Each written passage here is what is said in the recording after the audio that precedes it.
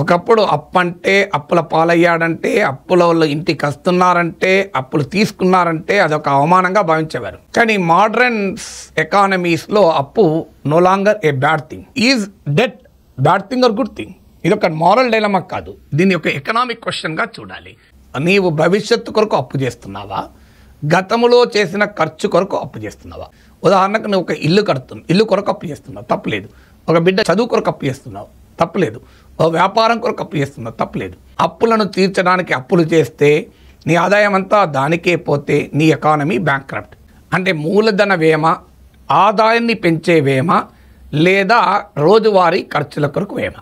So 2 రకాల అప్పులు చేయవచ్చు. కానీ ఆదాయాన్ని పెంచే వ్యయం, ఆదాయాన్ని పెంచుకోవటానికి అప్పు చేస్తున్నావా, రోజువారీ ఖర్చులకు అప్పు చేస్తున్నావా, ఈ అవసరాలు తీర్చుకోవటానికి అప్పు చేస్తున్నావా, నీ కోరికలను తీర్చుకోవటానికి అప్పు చేస్తున్నావా?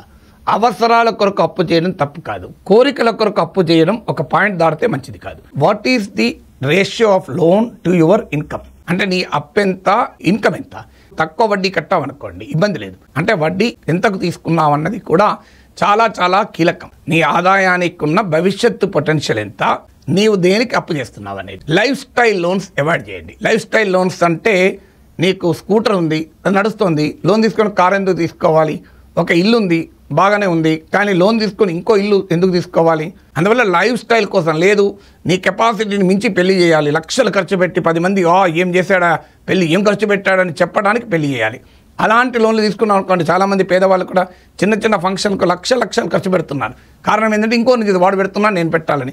ఇది లైఫ్ స్టైల్ కొరకు లోన్లు పెడుతుంటారు. లైఫ్ స్టైల్ కొరకు లోన్లు పెట్టకండి. Your savings versus debt. So నీకు డెట్ మాత్రమే ఉండే సేవింగ్స్ లేకపోతే ప్రమాదకరం. సేవింగ్స్ ఉంటూ డెట్ ఉందనుకోండి, అంటే అప్పు చేయడం నేరం కాదు, పొదుపు చేయకుండా అప్పు చేయడం నేరం. పొదుపు చేస్తూ అప్పు చేయగలిగితే ఆ పొదుపే నిన్ను కాపాడుతుంది. ఈ సూత్రాలు అప్పు విషయంలో, అప్పు చేయాలనుకునే వారు ఫాలో కావాల్సిన అంశాలు.